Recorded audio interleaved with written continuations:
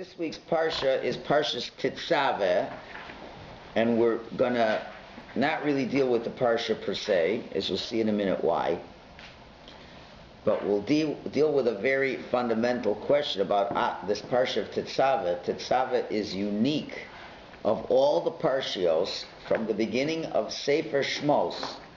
There's something very unique about this Parsha, and what is that unique thing? There is something missing. Every Parsha from Parsha Shemos has a word in it till the end of the Torah, and this Parsha does not have that word. What is that word? Moshe. The name of Moshe is not in the Parsha at all. And it begins where Hashem says, V'atot Tetzaveh, and you will command the Kohanim about what has to be done. And everything is in that tense, but it doesn't say, for example, Vayidaber Hashem el Moshe lemor, Hashem spoke to Moshe. It's the only Parsha where Moshe's name is not mentioned. And there's a lot of discussion why, but the simple answer that we'll go with today is because usually this Parsha coincides with the Yortzeit of Moshe Rabbeinu. And the Yortzeit of Moshe Rabbeinu is the 7th day of Ador, Zayin Ador. Today is the 5th of Ador, so that means Thursday is Zayin Ador, and this is the Parsha of Tetzave. Almost always, that comes out at that time. So, to hint to that idea, the Torah takes Moshe's name out. Just like he leaves the world, as it were, his Yortzeit leaves the world on Zayin Ador. So the Parsha that comes out on Zayin Ador is that Parsha, and his name is out. So that's the simple meaning, and hopefully by the end of the class we'll give you a deeper understanding of that. Okay? We'll give you a deeper understanding. So that's why today I want to speak more about the month of Ador, which we have now begun. We are told, Mishenichnas Ador Marbim B'Simcha, when the month of Ador enters, we increase our Simcha. So we want to get a handle on that. We want to understand a little bit more about Moshe's Yortzeit and Moshe's connection to this month. And we'll look at the first source, the Sefer Yetzirah, the first book of Kabbalah, written by Moshe Rabbeinu, by Avram Avinu, says that the mazel of Ador is fish, dogim, which in the secular terms, astrology, is Pisces. So, let's talk about this a little bit. We want to learn a little bit about Moshe, Ador, fish, Purim. All right, that's the items on the table today. And we'll start with, in the Megillah. The Megillah talks about how Haman drew lots. And the lots that he drew came out on the month of Ador, and then they came out on the day of the 13th of Ador. But let's start with the month of Ador and the Medrash on that. And in the third source, I gave you a little bit of the Medrash. Haman drew lots, and he went month by month by month. And he was trying to find a month that would be auspicious to destroy the Jews. The problem is, every month that he went through the calendar, there was something good for the Jews in the calendar. Like Nisan, the Jews got out of Egypt. And went through the calendar. He always found something good in the calendar. He finally came to the month of Ador, and he found nothing specially good in the month of Ador. He also found that the mazal for Ador was fish, and there's nothing special about fish. He also knew that Moshe died in the month of Ador, which was the 7th of Ador. So he figured if you have to pick a month that's the most auspicious to destroy the Jews, and this wasn't just simple, silly astrology, but Haman was very clever, and he knew the mystical roots that was going on over here. He felt that the most auspicious time to destroy the Jews would be in Ador, because the fish has nothing special, not very strong, and it's not like the bull or the ram or something like that. And there's nothing good for the Jews. Matter of fact, it's pretty bad. Okay? And he also said, listen, it's the sign of the fish. Very good. I'm going to fish, and I'm going to swallow up the little fish, which are the Jews. So I've got it made. The Medrash concludes, but he did not know that although Adar is the month that Moshe died, it's also the month that Moshe was born. And that medrash is a little bit difficult to understand. What do you mean he didn't know that he was born? You know, if you have the CIA does, these security checks on people, they give you a whole report, not a little report. And if the report tells you when a guy dies, I'm sure the CIA checks when he's born. And I cannot believe that Haman was so foolish to not know. If he found, from how he found out how Moshe died, he would also know when Moshe was born. So shouldn't he have been smart enough to know that it was the day he was born as well? So what's going on over here? And then the Medrash continues, and Hashem says, you Russia, you think you're a fish that can swallow smaller fish? Well, guess what? There's even bigger fish. And a bigger fish can swallow you up, and that's what's going to happen to you. You are going to get swallowed. Okay. So, again, we see a connection between, the Medrash says there's a connection between fish, the mazel of fish, and the yortzeit of Moshe and Adar. What's the connection of Moshe to fish? So let's bring two midrashim that will show us the connection over here. First Medrash tells us, very interesting, if you go fishing, when's the best time? Any fishermen here? Too bad Milton's not here.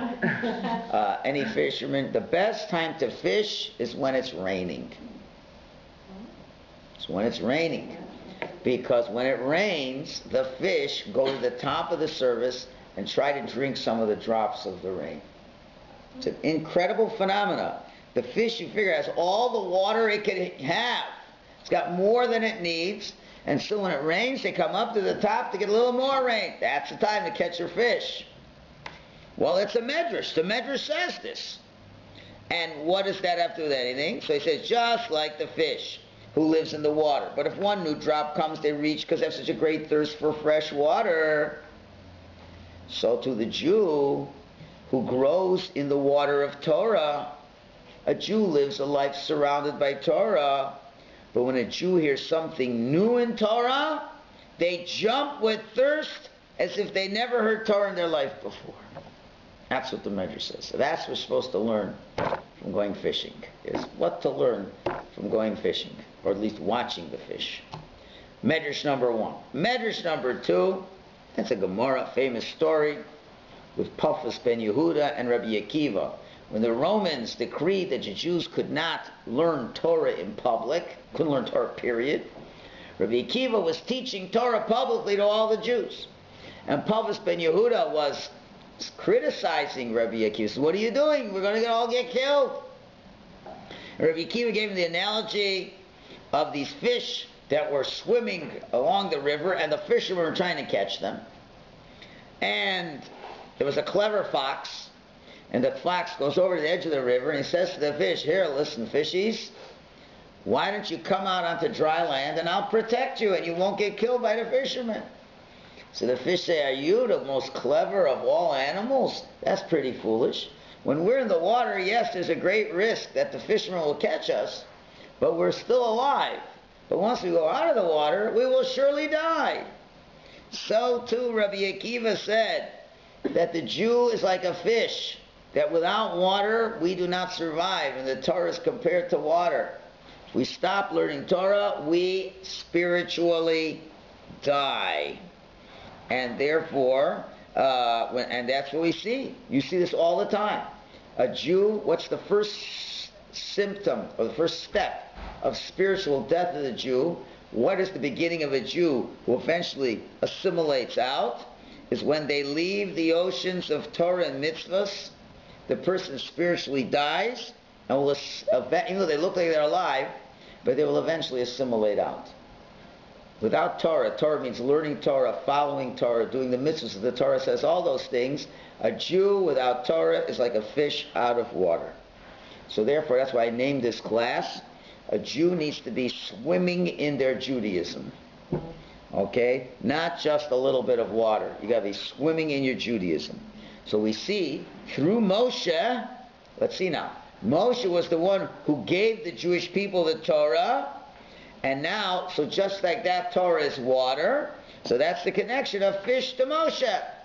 And similarly, source number 6, the Torah says that when the daughter of Pharaoh took Moshe out of the water, she named him Moshe. Why? Because min hamayim mishiseu. From the water, I drew him from the water. Mean to say that Moshe's life was entirely drawn from the water. He was drawn from water. Moshe was kept alive through water, as it were. The Gemara in Sota tells us that we know that Moshe was born prematurely. He was born a couple months premature. He was born on Zion Ador. He was 6 months and a day, into the 7th month.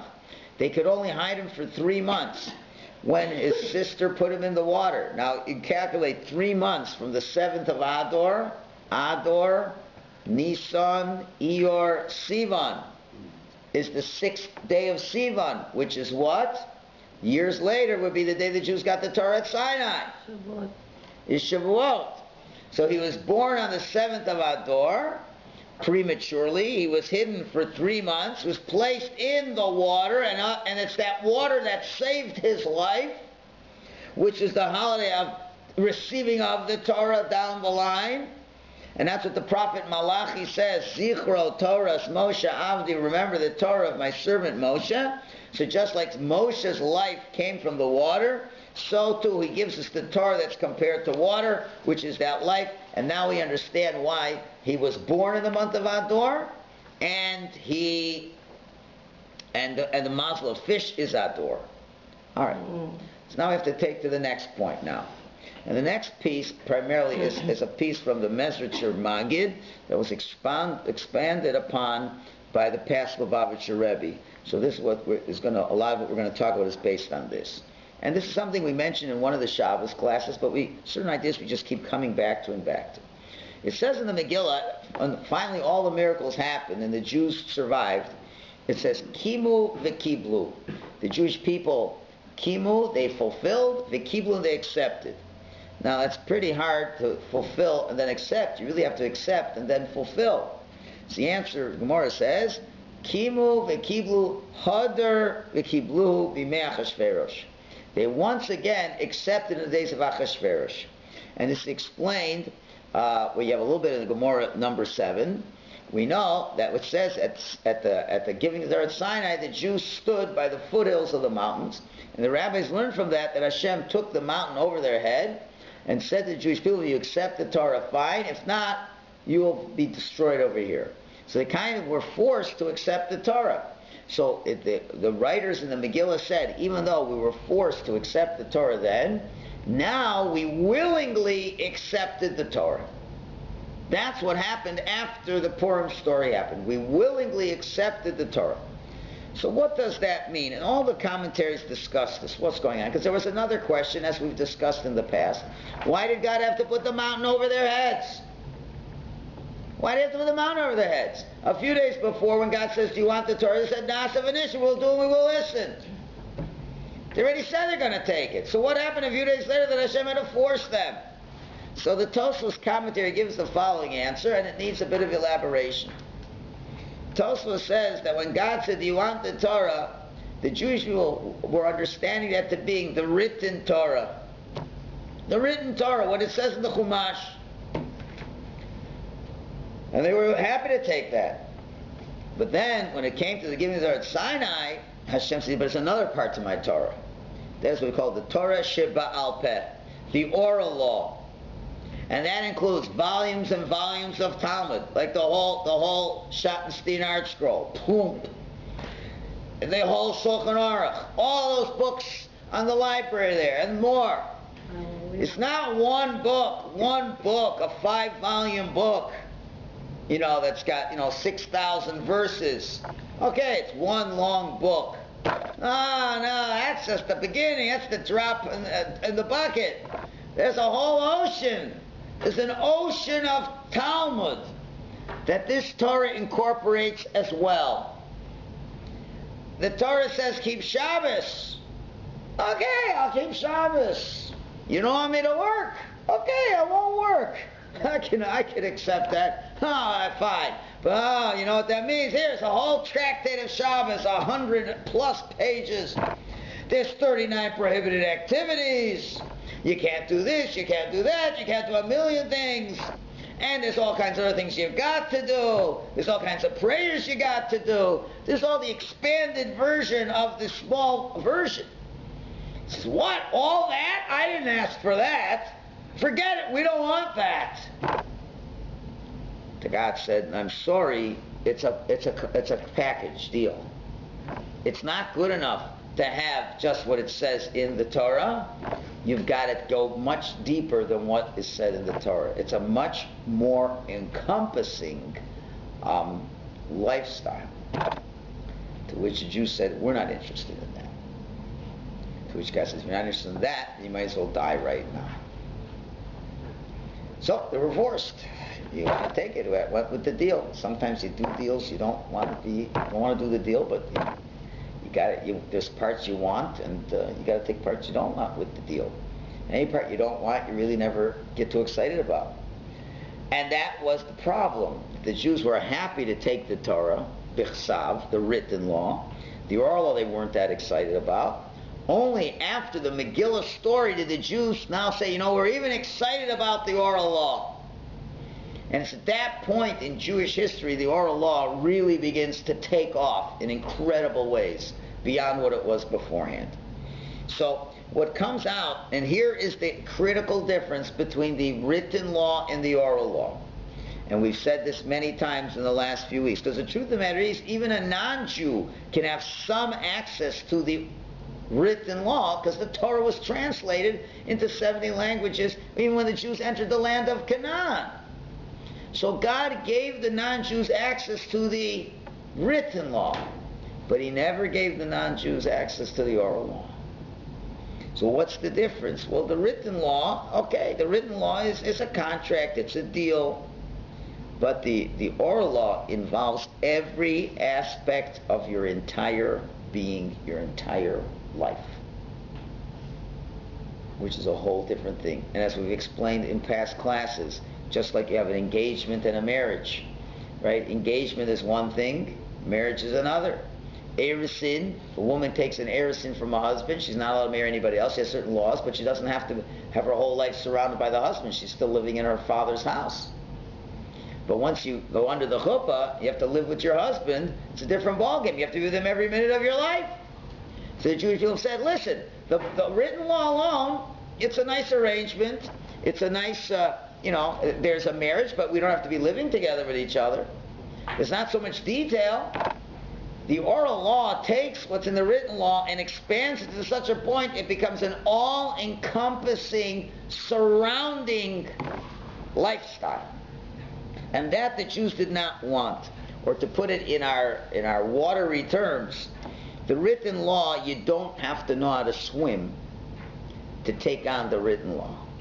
But to take on the oral law, if you don't know how to swim, you will drown in the oral law. And that's why the oral law is called the Yam HaTalmud, the Sea of the Talmud. So it's a much greater responsibility and a whole change of life.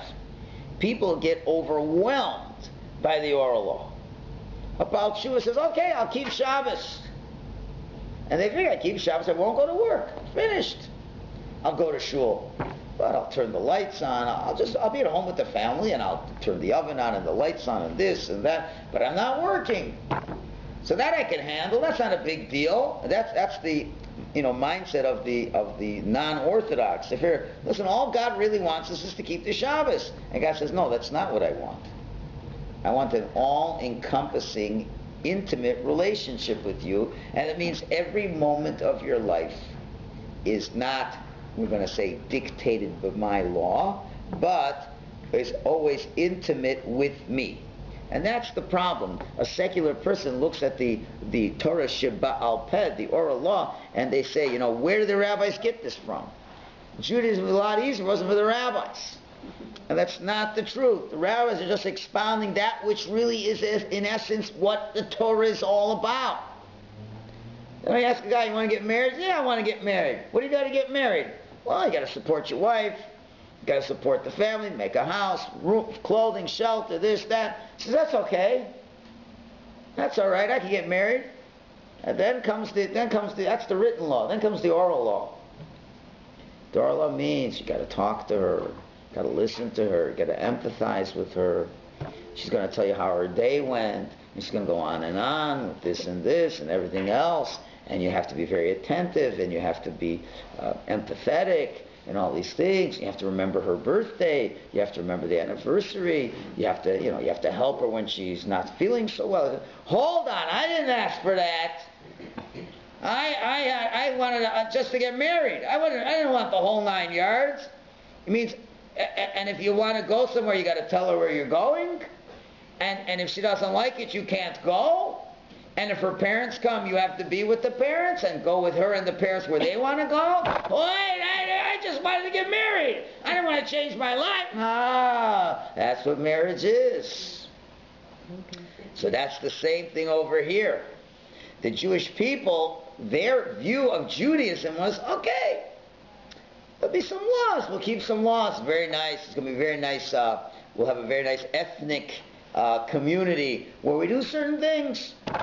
This holiday, on Pesach, want me to eat matzah. It's not a problem. I have no problem with Pesach. Eat some matzah, have a seder. I think it's very beautiful to have a seder. Have a seder, eat some matzah. You don't need a chametz. Okay. I can hear that too. No. You're going to have to start a month before Pesach cleaning every nook and cranny of the house. You can't have one crumb of chametz. What? What do I want to do that for? And then, on Erev Pesach, and really now what you have to do, we had a temple, you have to leave home, you have to go to Jerusalem with everybody else, and it's crowded, you have to bring a korban Pesach and all these things, and you got to eat more, and it's way more than I asked for over here. So I said, no, that's what Pesach is. We start, what do they say? The devil is in the details. That's the expression they use. The details, I'm not interested in the details, but it's the details that really makes it all happen or not. And that's what the Jews did not want. So what happened? On Purim, the Jews, after they saw the miracles, the Jews said, we're willing to swim in our Yiddishkeit willingly out of the love from the miracle. So what happened was that what we originally accepted at Sinai willingly was only a very superficial relationship with Hashem. The intimate one was forced upon us, and we never really wanted it, and therefore, if you don't really want, you don't really do so well. After the miracles of Purim, we accepted upon ourselves to be God's Olympic swimmers. To be an Olympic swimmer, you have to have a lot of conditioning and training and all this, a lot of work. That's what we accepted. That is the real essence of the holiday of Purim. Everybody wants Purim to be just, in the crackers, have a meal. That's not what Purim is, as we'll elaborate at the end of the class. Got real happiness. Everyone says, to get drunk on Purim. Whoever loves Purim, you dress up and you get candies and you have a meal, and that's Purim. That's part of Purim, but that's the superficial part of Purim. The deeper part of Purim is that the Jews willingly accepted the full extent of the Torah Shebaal Peh, the oral law, meaning the fullest, deepest, most comprehensive understanding of what the Torah is saying. That is what we accepted. And that's what we every year are accepting. All right. This is step 2. Questions up to this point? Yeah? Is the saying 70 panim? 70 faces there are. That's the oral law. That's the oral law. Why? So it's oral by times 70. Yeah, because that's the full amount. That's as far as we can extend it out. Wow. That's a lot. Yeah. Now you're going to say, why do we need this? So we'll see in a minute. Let's hold on. But that's what's happening. So now we bring a teaching that the Mezritcher Maggid brings down from the Kisvei Arizal and says a very interesting thing. So let's talk about this oral law and what are the mechanics. How does the oral law evolve? So there's something called Yud Gimel Midos Shahatorah Nidreshes Bohen. There are 13 principles of Torah elucidation. Okay? In other words, we have the text in the Torah. So where do we get all these things beyond that? It doesn't say 39 prohibited activities. It just says you shouldn't work on Shabbos. And it says 1, you shouldn't make a fire on Shabbos. Where do you get 39 from? I don't see it in the text. So many things that are not in the text. So it's beyond what we can talk about today. But there are 13 principles, logical applications that can be used in reading, critical analysis of the text. And God gave us the 13 ways to analyze the text critically, and that just like if you have gold in the ground, you're trying to excavate it. You need utensils to excavate it. Those 13 principles excavate the gold out of the Torah. The Torah has so much. You have to know how to excavate it. You have to know how to take it out. And therefore, there's 13 ways of learning the Torah. The easiest one to explain is one called Kal V'chomer. Kal V'chomer, a fortiori argument. If you say, on a simple level, if you say if a weak person can pick up 100 pounds, do I have to say that a strong person can pick up 100 pounds? It goes without saying a strong person can pick up 100 pounds. It's called Kal V'chomer. So we have ways of, the Torah says certain things, but we can deduce things that are even more obvious from which wasn't said. And I don't want to get into any of the details of this, but this is the whole Talmud is based on that concept of how we take what's written there, and there's deeper meanings that are laden in the text that are waiting to be extracted out. And they give much richer meaning to the text. And basically, almost every Parsha class we learn, we're using some of these attributes to understand what's going on in the Parsha, to understand the deeper messages that are there. So there's 13. So says the Arizal in source number 9, that whenever a Jew is studying the written law, but he employs one of the 13 principles of Torah elucidation, which really that's what learning Gemara is all about. That's what learning Gemara is all about. That's what they're doing. Right? What happens is, there's another 13 that we know about. The 13 attributes of mercy. When the Jews sinned by the golden calf and Hashem wanted to wipe us out, he said, no matter how bad you are, I make you a promise that if you perform the 13 attributes of mercy, I will have mercy on you and I will not destroy you. I will not destroy you. And to that extent, look at the source before, the Talmud in Gittin says that when God made a covenant with the Jewish people, He made a covenant with us. And He based it, it said, I'll never destroy you. That covenant was based on the fact that the Jews would study the oral law. By our commitment to the oral law, He made a covenant in saying, I will always preserve you. No matter what will happen to you, you will live. That's what a covenant is. And the covenant was forged through this Jew's performance of the oral law and the studying of the oral law. Meaning to say, no matter how far a Jew is away, no matter how far away, there's a way back. The way back is through the oral law, because a bris, a covenant, can never be broken. The Talmud says as well that the exile can only be redeemed. We can only be redeemed from the exile from learning Mishnayos, which is the oral law. So now, says the Arizal, that when a person does this, when you employ one of the 13 ways of elucidating the Talmud, it awakens one of God's 13 attributes of mercy to the Jewish people. They're connected.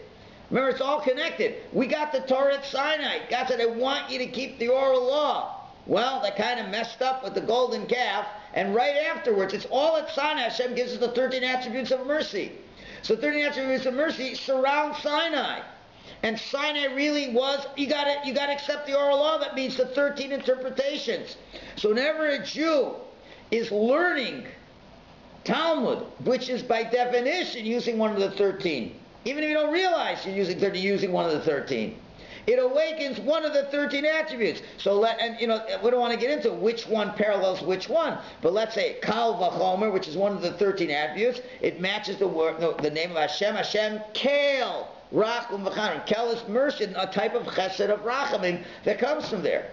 So when we learn or apply, now it's not only learning, it's not just learning, because not all ladies are learning Talmud. But it means if you live our lives by the ocean of the Talmud, if somebody says, why are you covering your hair? Where does it say to cover your hair in the Torah? Well, guess what? We had to use one of those 13 principles to come up with it. It says that when the Kohen has to deal with a woman who's suspected of adultery against her husband, it says he removes the cover over her hair. He bares her hair. So now, what does that mean? What do you mean? Why is he baring her hair? So you have to have a principle of deduction, because normal women always cover their hair. Not kavachomer, but the assumption is if now you're covering her hair, and that is meant to show, embarrass her and shaming her, that means no Jewish woman does not go with her hair covered. You're going to say, well, that's the rabbi said that. Not the rabbi said that. It's what the Torah meant to say. You had to uncover it to learn to cover. That's just giving you one example. People go on those. So what do you mean? God never said that. God never meant that. What are you talking about? It's in there. You're going deeper into the message. So if a lady covers her hair, she doesn't have to learn the Gemara to know that. She's covering her hair. That means I'm living by that principle. That opens up tremendous rachamim. And you have many, many stories of great, great holy rabbis. People came for blessings. Women came for blessings. Says, if you cover your hair, then I'll give you a blessing. Otherwise, we're wasting our time. Okay. Why? They're going to pick something that it's from the oral law. Because let's look again. Here's the critical point. What's so great about the oral law? The oral law says, I can't get enough of you, Hashem. That's what it's saying. Again, let's take another example. A husband and wife. Which kind of husband would you rather have? The husband who says, I'm doing the minimum, dear. Whatever I have to do, I'm going to do. Anything short to preserve our marriage. If it's going to cause me to get divorced, then I'll do it. If I don't do it, you get divorced, then I'll do what you say. So the wife wants the husband to take the garbage. So of course he's not going to take out the garbage. What husband ever wants to take out the garbage? So what happens? The wife has to take out the garbage. Where does it say in the marriage contract I have to take out the garbage? Where's in the written law I have to take out the garbage? It says, you idiot, if you love me, you take out the garbage. And, just try to elucidate on the text a little, will you? You got to provide for me, you got to this. What do you think? Who's going to take out the garbage? Am I the cleaning lady? Did you marry a cleaning lady? Did you provide me enough money for a cleaning lady? No. So of course it's understood you take out the garbage. Right? Now, do you want a husband who says, I only do what's written in the contract? That's called a guy in the union. Okay? In other words, when we took on the Torah, did we become union workers? Now, the union guy says, 5 o'clock, I'm leaving. Yeah, but so I don't care about you. Just pay me.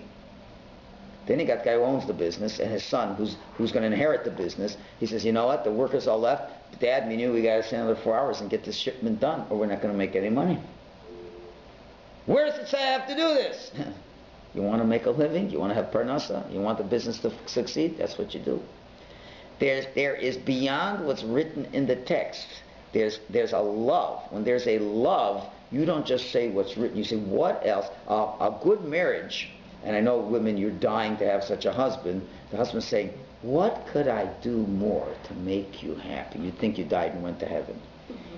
Imagine if your husband would say to you, dear, he came home and he says, dear, what could I do to make you happy now? You crack the whip, I'll make the trip. Right? He says, well, I need the garbage. He says, no problem. And he does that for 2 hours. And then he says, what else would you like? Right? Now, be honest. Isn't that the kind of husband you really want? And unfortunately, you have to live with one that's not like that. I want the nanny. Rami excluded, of course. I want the nanny. He's a wonderful I want the nanny. It's not the nanny. It's not the nanny. It's more than what the nanny can do. I want the The nanny. wife will say, I need someone who's going to listen to me.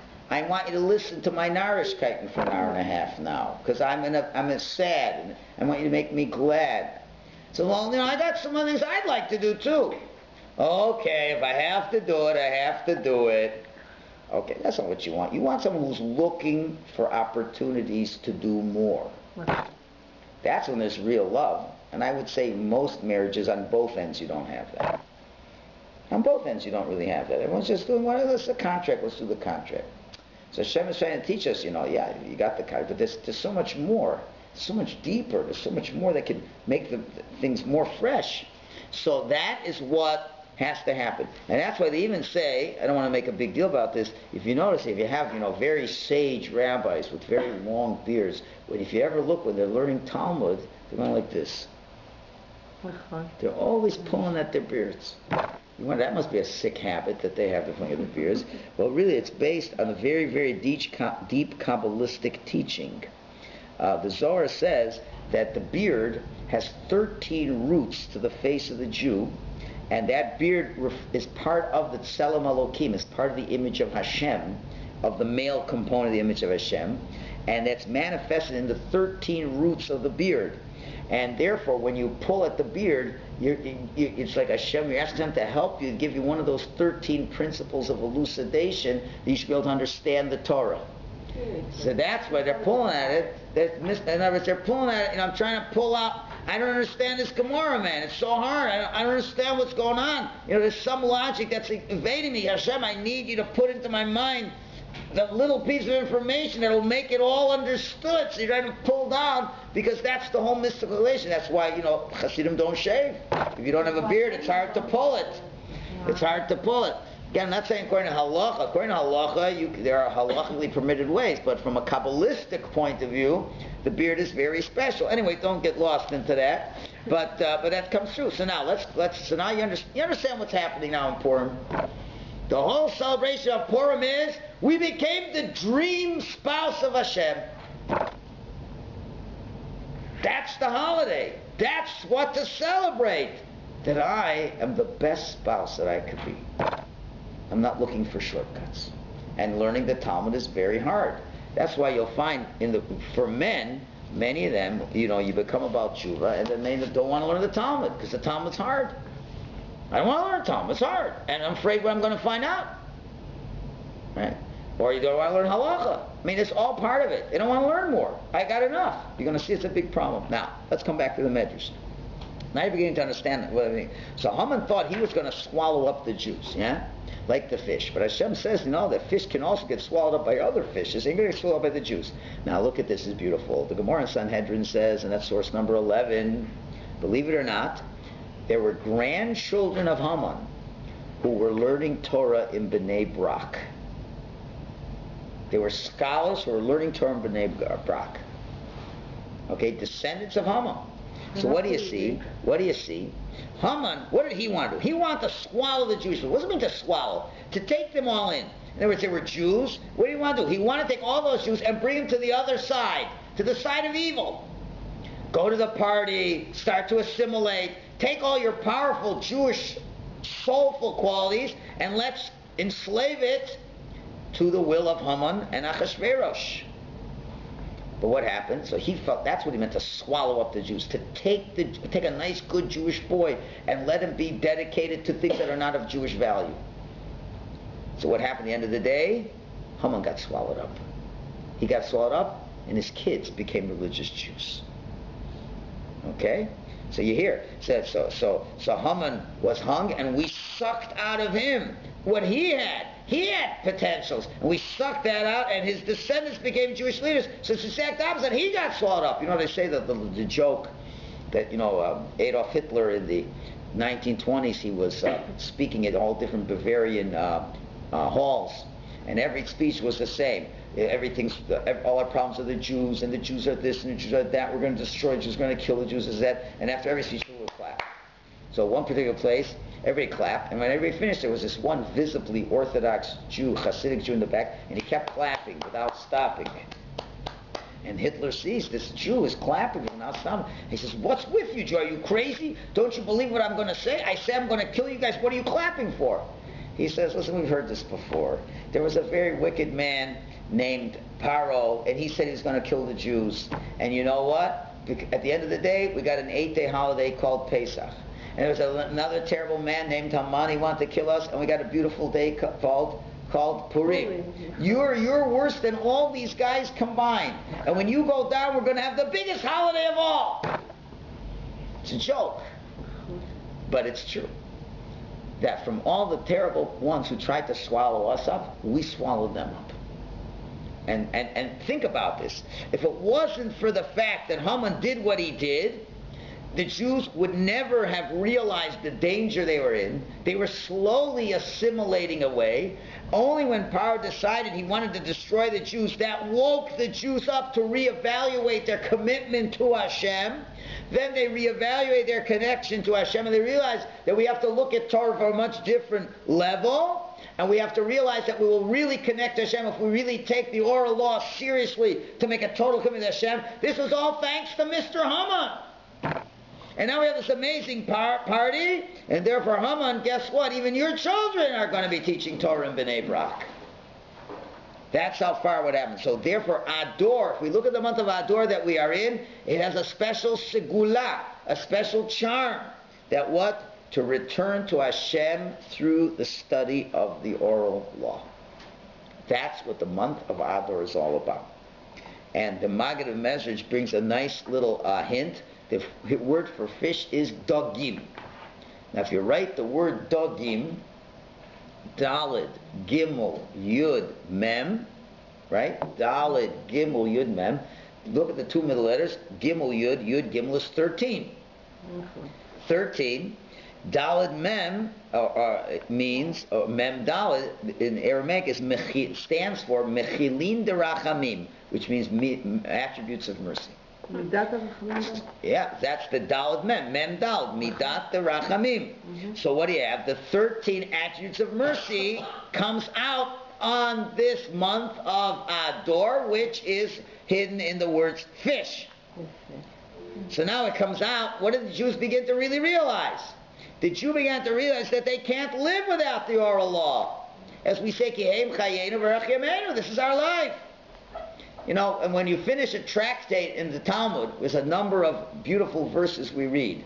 And one of the verses we read is, Heim Ratzim, Anu Ratzim V'Heim Ratzim. We run and they run. They run to their ultimate destruction. We run to eternal life. Now, think for a minute. When do people run? When do people run? They run for things that are very important. I mean, when was the last time you ran? You ran for something. You know, what if there is limited food rations given out? And they're offering rations the next day. You're going to walk for a food ration? You're going to run for a food ration. Why? Because your life depends on it. Usually you're running for things that your life depends on it. So what do we say? Well, listen, what do we run for? We run to Torah. Because we know that our life depends on Torah. The non-Jews, they run for Mishigasim. So now when we say Misha Nichnas Ador, Marbim B'Simcha, when the month of Ador comes, we add in Simcha. What do we mean we're adding in Simcha?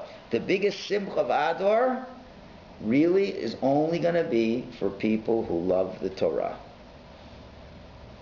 If you think you can have fun without the Torah, you may be having fun, but you're not having Simcha. Having Simcha. On Purim, we wanted the oral law. We realized we couldn't live without the oral law. And we know, as the Navi says, Pekudei Hashem, the laws of Hashem, are Yesharim, are straight. Misamche Lev, gives Simcha to the heart. So you may be able to have fun without Torah, but if you're not swimming in the oral law, you cannot connect to Moshe Rabbeinu, and you cannot really have the type of life that you're meant to have. And this is the Simcha of Ador we are talking about. Not to be confused with wild parties and all these mishigasim.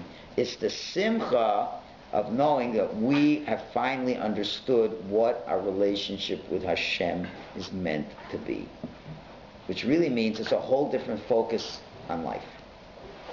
It's a whole different focus on life, that you really are now connecting to Hashem.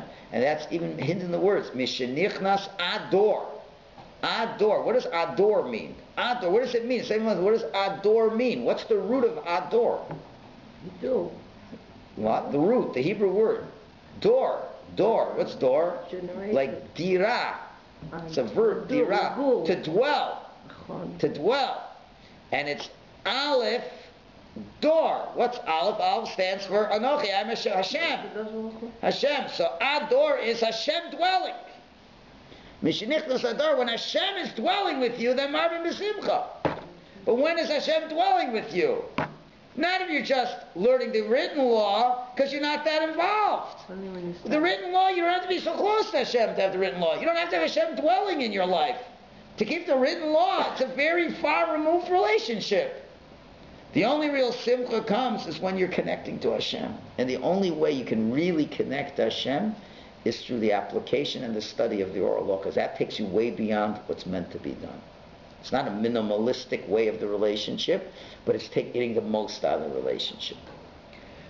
So now if that's the case, and the rabbis tell us, says that one of the early rabbis, the Baal Hilchos Gedolos, he says Purim is even greater than the holiday of Shavuos. You got to understand, it's greater than the holiday of Shavuos. Why? Well, it begins to make a lot of sense. In Shavuos, we only accepted the written law willingly, and the oral law was begrudgingly. And on Purim, we accepted the oral law happily. Then it obviously has to be a happier day. It's a happier day. So now the question the rabbis ask, and this little Lubavitcher Rebbe asked this question, he says, if that's the case, then shouldn't there be some memory and application of this on the day of Purim? On the Purim, it should say that one of the mitzvahs of Purim is to learn a lot of Talmud. Like in Shavuot. Just like on Shavuot, to learn a lot of Talmud. We don't see anything about, receiving the Torah at Sinai. Like, there's no Torah mention, right? There's no mitzvahs regarding Torah. The Lubavitcher Rabbi answers geniusly in his way he would always answer something like this. He says, what are you talking about? Every part of Purim is the total application of the rabbinic law, the oral law. And let's go through all the 4 mitzvahs of Purim, and I'll see what's going on over here. Let's start with the reading of the Megillah. According to the Torah Shebichtav, how many canonized books in the Torah are there? You have the 5 books of the Torah, and then 18 more books. There were 23 books canonized in the written law. It was sealed. It was done. No more Torah. All of a sudden comes Esther and says, no, we're not finished. We have to write one more book, the book of Esther.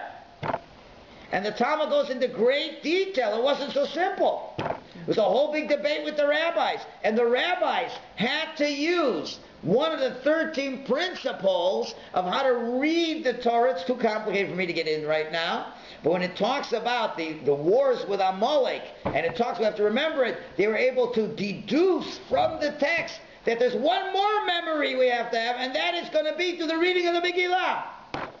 So the whole reading of the Megillah is only a manifestation of doing more than what was written in the written law. The written law says there's no such thing as the Megillah Esther. The written law says finished. Prophecy is over. No more. You cannot write anything when there's no more prophecy. It was done. The temple's destroyed. There's no real prophecy anymore. How can you do this?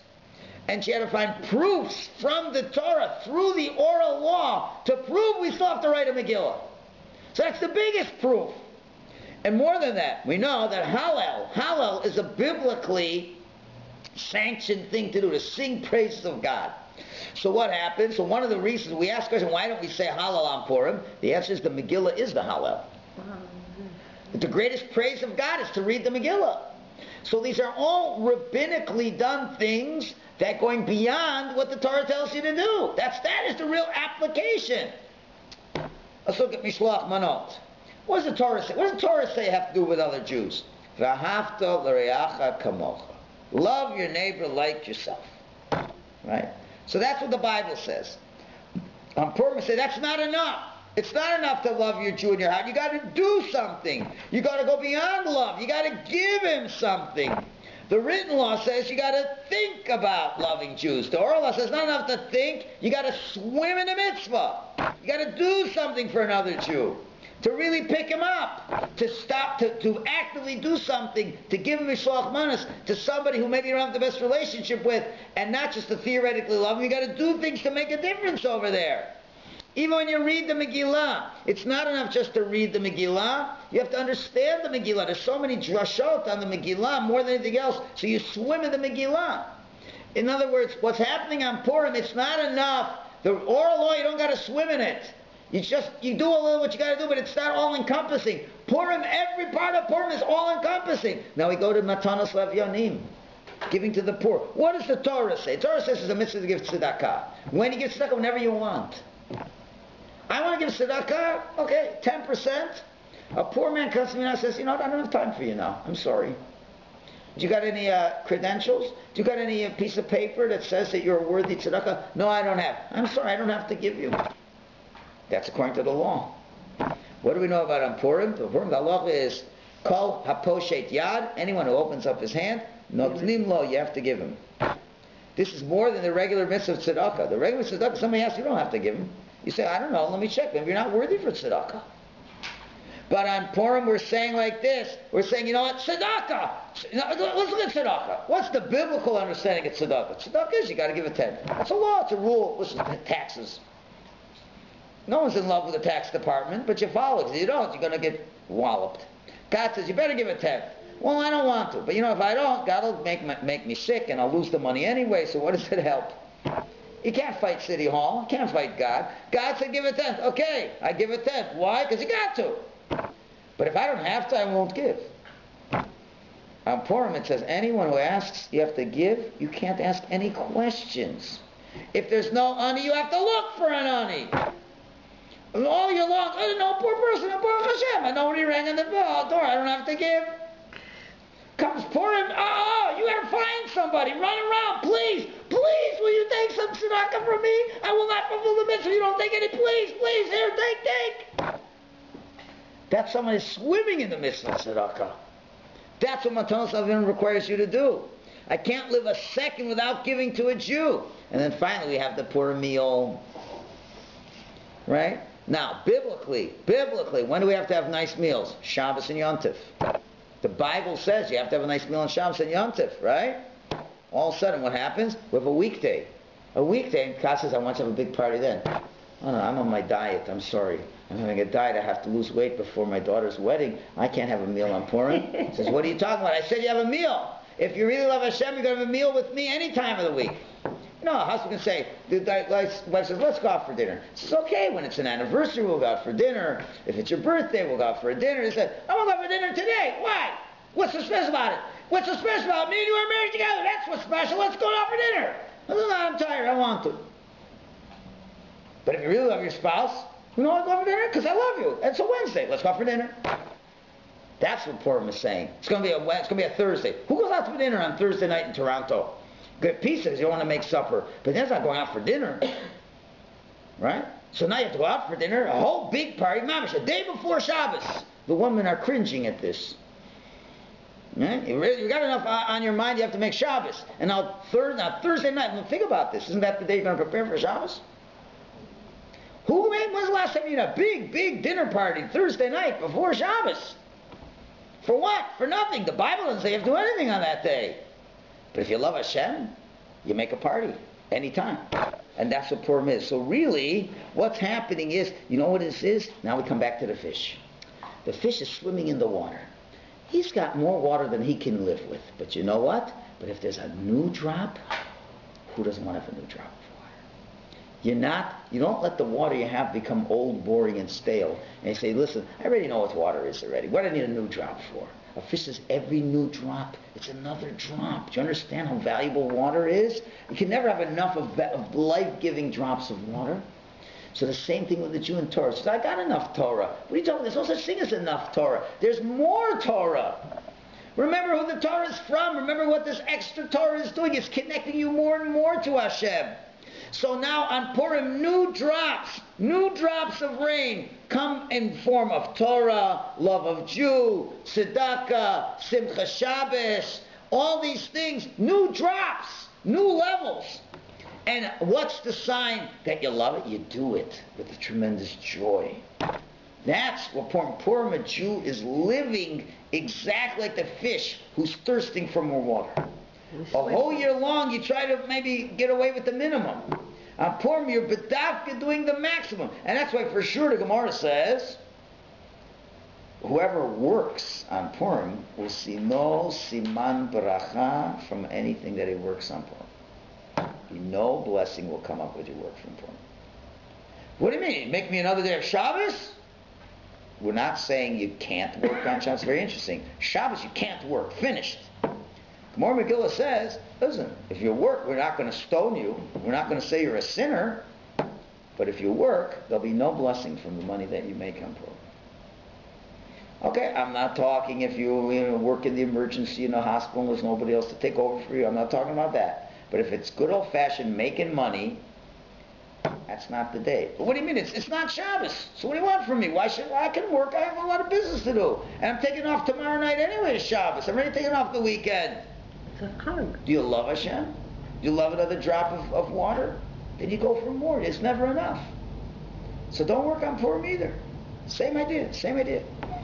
Which really gets us down to the deepest. It says beautiful.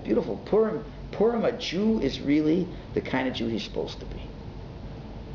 On Shavuos, all we accepted was the written law. Now, I'm not minimizing the written law. It still takes us way beyond what a non-Jew is. But it's a very minimalistic approach to your religion. Purim, we're now accepting with love that oral law, and you see how a Jew lives. You would want, as they say, a ganz yor freilach. A whole year happy. A whole year should be Purim. That's why they say, why don't we make Havdalah at the end of Purim? Interesting question. It's not a serious question. It's kind of a jokey question. Because what do you mean? You're allowed to work on Purim. What's to make Havdalah? Havdalah means to separate. The answer is whoever wants to stop the joy of Purim. They say that Rav Moshe Feinstein of blessed memory, the greatest Jewish leader who passed away over 20 years ago in the month of Adar. Right? They asked this Rebbetzin, what was it like living with such a holy man? Personal, upfront interview with Rebbetzin Feinstein. Can you imagine living with the greatest Torah sage of the generation? What was it like? So she answered, you know what it was like? It was like living Purim every day. Wow. Now, what? He was joking and drunk every day? No. He always wanted to get more drops, like the fish. No matter how much, it's not enough. Because there's always more. I could get closer to Hashem. And that's my greatest pleasure, to get closer to Hashem. And if you think about what's the real sign of a person being alive? When would you say an organism is really alive and vibrant? Is when you can add to it. Right? Something's vibrant when you can add to it. When something's dying, you're taking away less. Jews who keep wanting to take away from the keeping of the Torah. You don't really have to do this. You can be lenient. You could end Shabbos a few minutes early. I heard there's a lenient opinion that, just a couple minutes after sunset already, Shabbos over. The Vilna Gaon says after 15 minutes, Shabbos is over already, so I can end Shabbos then.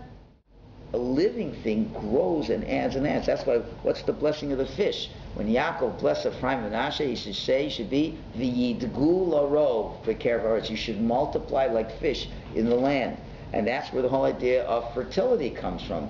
Purim comes from the word puru uravu, be fruitful, multiply. So really, on an existential sense, Purim is a day that we grow, we multiply in many ways. We multiply as Jews. So when we say Misha Nichnas Adar, when Adar comes, Marbim B'Simcha. What does Marbim B'Simcha mean? We're adding on with joy. So there's two ways to read it. You can say we increase the joy, or Marbim, we're adding B'Simcha through the joy that we have. The simple meaning is Marbim B'Simcha, we increase the joy. You could say Marbim, we increase as being a Jew, B'Simcha, through the Simcha that we have of being close to Hashem. And we do things more as Jews. You have something and you increase it. You have two adults, a man and a woman. They're both 30 years old, right? They want to increase their joy. Well, there's two ways to do it. One way is you go to a movie. The other way is you make a baby. It's a big difference. Having the kids is Marbim B'Simcha. You're adding because you had two, now you have three. That's a real addition, right? That's how we're compared to fish, who multiply more and more and more.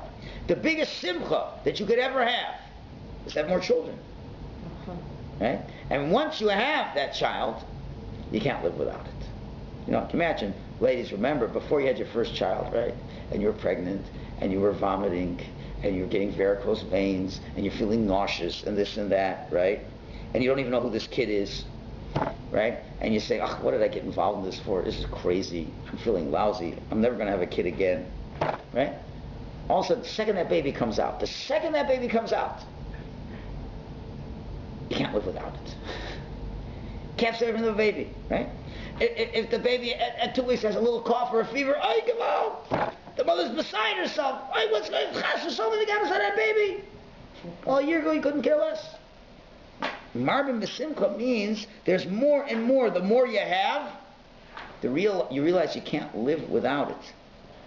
The more children, the more love. How can you live without it? The opposite of Marbin Nachasim, Marbin Daiga. You add financial wealth, you add worries. And once you have it, you want something else. You ever think about that? Once you have it, you got all this wealth, then what happens? You want something else. Right? You have a child, you're happy with that child. You don't get tired of that child. That's the whole difference. So now we come to the end of the Megillah. It says, Mordechai Yehudi. Mordechai the Yehudi was the Mishnah Melech, was the viceroy to the king. So why do we have to call Mordechai Yehudi? We knew that from the beginning of the Megillah. The beginning of the Megillah says, Ish Yehudi, Asher B'Shushan Avira, Ushmo Mordechai. So we already knew he was Mordechai HaYehudi. Why do we have to call him Mordechai Yehudi at the end? The whole Megillah we don't call him Mordechai Yehudi. We just call him Mordechai. But at the end, right at the end, he's made the viceroy of the king. It says Mordechai Yehudi. Why? Because he says, you could become the viceroy of the king. You have the most powerful job in the world. But that's worth nothing. It will never bring you simcha. If you're Mordechai Yehudi, if you remember that you're a Jew, being a Jew will give you more simcha. Having a new car is nice, a fancy house is nice, but you could live without them. Ish Yehudi, you can't live without being an Ish Yehudi. And once you have it, it's that new drop of water, you can't live without it. And that's Marbin B'Simcha. The more you learn Torah, the more you realize, how could I have lived without this? If you're learning about Shabbos, and we're learning on Friday, Thursday, more about what Shabbos really is. When you realize what Shabbos really is, you wonder, how could I have been keeping Shabbos otherwise? Only when you really begin to understand the deeper aspect of a mitzvah, saying, how could I have been doing this mitzvah otherwise the whole time? So now we're going to go a step further. Okay, so now we take one step further. It says, and the Medrash, we didn't finish. So Haman didn't know that this was the day that Moshe died, was the day he was born. So it seems the order is wrong. First he was born, then he died. It says, no, the day he died was the day he was born. What's going on? So the rabbis tell us in source number 14, it says Moshe never died. And he's still ministering in the next world. And you know how they prove that? Again, from one of the 13 principles. It says in one place Omdim, another place Omdim. If it's just like I said over there, just like over here, I can't get into the details, it's a long Gemara. But they use one of the 13 principles to prove Moshe is still alive. What does it mean? When he was down here, he served us. He was standing and serving. Up there, he's doing the same stuff. So, what does that really mean? What it means to say is that after he died, all Jews draw more from Moshe, from his Torah after his death, than while he was alive. Moshe was born again and again after his death because Jews keep learning his Torah like fish. And is all understood through a Zohar from the Balatanya in source number 13. He brings down the Zohar, says the following, a very important rule. We assume when a person dies, he's finished. And even if we say, no, he still has a world life after death, but at least he's just alive. But the Zohar brings down, after a tzaddik dies, he is stronger than he was when he was alive. His power is greater dead than alive. Why? Because when he was alive, he was held back by the body he was in, and his sphere of influence could only go so far. Not any problem of him, but it was the body he was in, the sphere of influence, the people around him. He could affect them, he could bring blessings. The blessings come to the tzaddik, and who's nearby? But once he's released from the shackles of the body, he has even a greater influence. And he can make greater successes. His tefillos. You think a tzaddik stops breathing? When you die, you're finished? You're not finished. You're still learning Torah. You're still praying for the Jewish people. They're not saying, may he rest in peace. That's a goyish concept. A Jewish guy, who said the worst thing to do is to rest in peace? Rest is the worst thing in the world. Then you're dead. If you're resting, you're dead. Right? So what is we'll learn on this Thursday? We're going to learn more about this. We go back to Gan Eden. Gan Eden, man wasn't sleeping in Gan Eden. He was working. He was doing good work. He was davening. He was learning. So you can imagine, Moshe Rabbeinu, now he's davening. His davening is unbelievably strong. And that's what it says in the Megillah. V'nahapachu, everything was upside down. V'nahapachu, everything's the opposite. It looks like Moshe's dead on the 7th of Adar. But really, it's the biggest day of his life. His biggest birthday was the day he died. It gave birth to more powers that he never could access and influence the world with. And that's exactly the same time that the oral law began. That's when Moshe died. Before he died, it was the book of Dvarim, which is really extra. It's the beginning of the oral law begins at that point in time, and then there's so much more to expound on. So after he died, he was reborn on a higher level. The Gemara says that when a tzaddik dies, if you say over his Torah, his lips are moving in the grave. Not actually his lips moving, but it means spiritually, he's still teaching. So the greatest life comes for a tzaddik in death. It's not lost. It's not lost.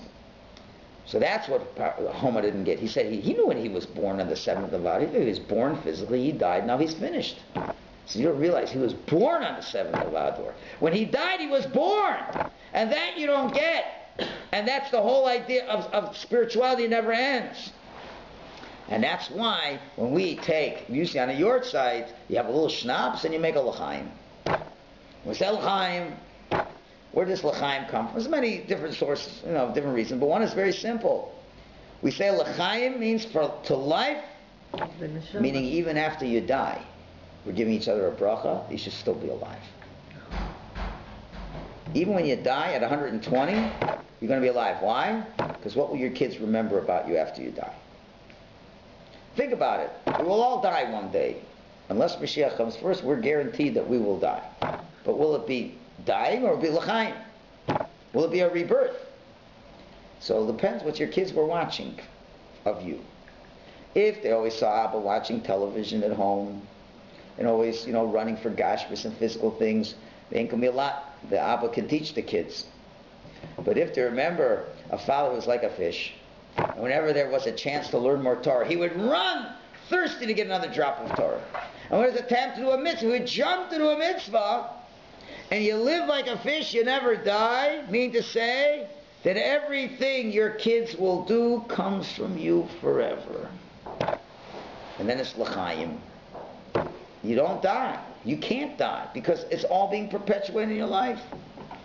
So you think about it, who are the good Jews today? The ones that are really solid. Those are the only ones who are swimming in Torah. Those are the ones who make it to the end.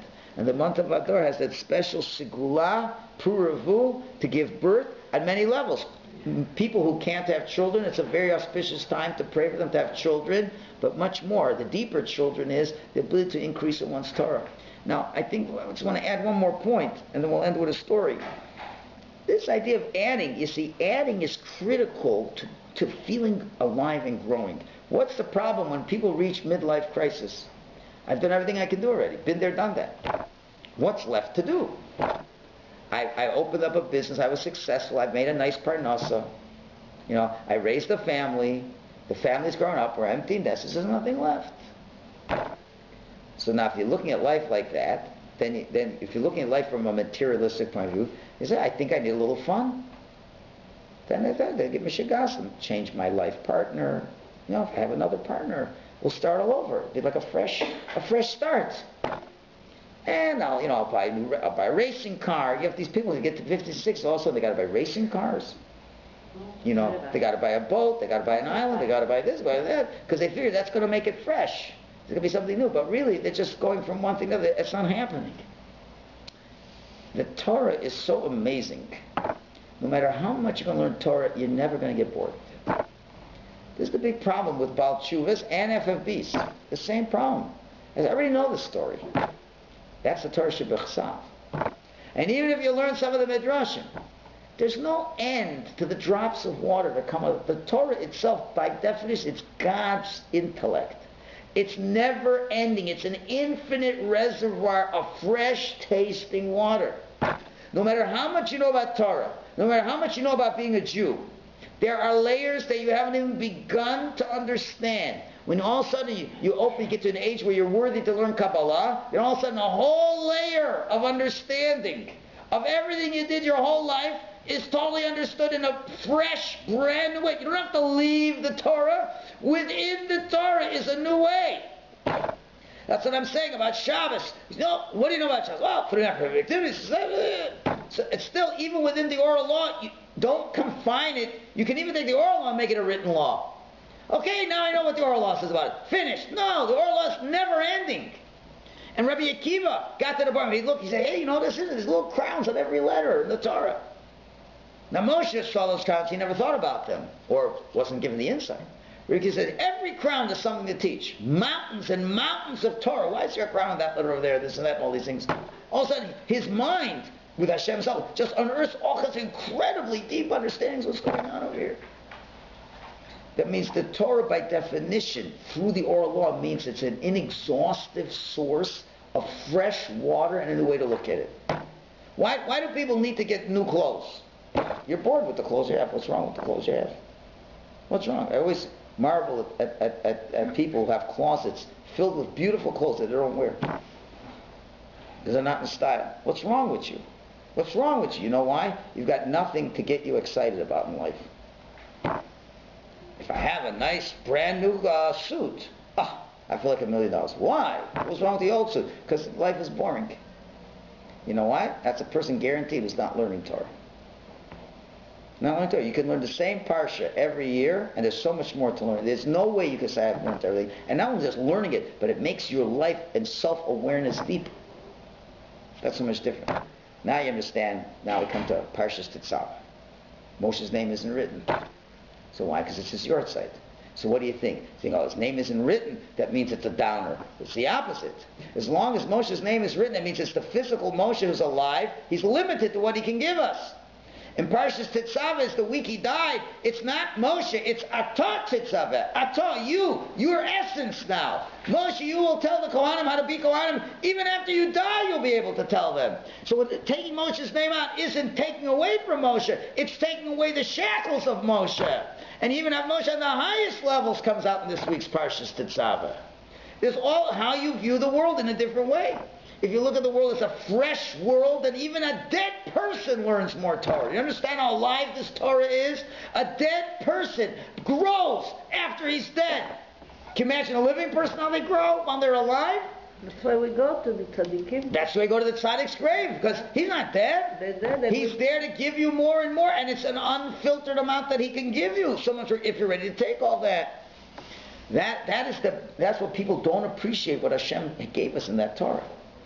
At Purim, which we don't have time to explain what changed their mind, you need a class for that, but they came to that understanding that, you know what, we've got it all here.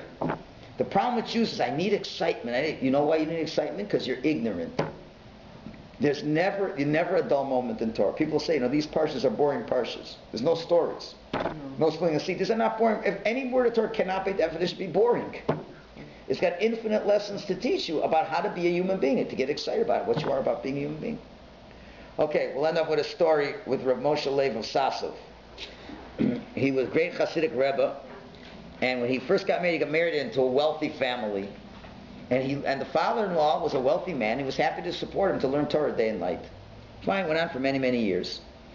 And come to a point where the father-in-law's business started declining, and he said, I'm not going to be able to support you anymore. He says, Rav Moshe Leib, I think it's time you have to go into business a little bit. He says, here, we got the Leipzig fair is coming up. So here, he gives him 5,000 rubles. He says, go, and I'm going to give you, you're a smart man, I'm going to give you a 20-minute course on business. You're a smart man, just remember what I say, you know Torah, you can figure this out. Buy low, sell high, don't take the first offer, whatever. Fine, gives him the $5,000 things, go to Leipzig, fine. So he goes to Leipzig. First business transaction, he gives the $5,000, was a ganef, he lost all the money in the first half an hour. Okay, so what does a guy like that do? So he figures, okay, it's a long day still. I'll go to the Beit, there's a Beis Medrash in Leipzig. I'll learn a little Torah. So that's learning. And sounded like that, he forgets his learning, And he learns the whole day. And then finally it's time for Maariv, and he says, it's time to go home. So he comes home, everybody's waiting. He opens the door, the father-in-law will wait, no. So the father asks him, no, was it a profitable day? And Rav Moshe Leib fainted. They fainted. They wake him up. He says, why'd you faint? So when he asked him, it was a profitable day. I was figuring, how much Torah did I learn today? He says, well, now listen to this. I finished the whole tractate Shabbos today. I hope I'll be able to do more next time. I didn't learn as much as I could have. So maybe it wasn't such a profitable day. So that's the point. Hashem's going to ask us, was it a profitable day? Right? Did you get something new today? Did you grow? Did you get another drop of water? Right? Or did you get bored of the water? And that's poor. Mishenichnas adar marbim b'simcha. We add through the simcha that we have. If we understand that that every drop is invigorating life, then you add to everything in your life. Hashem should give us a bracha to see where the real simcha is. The real simcha is v'dafka in this oral law. And that's the real holiday of Purim, and those are the people that are going to be happy on Purim.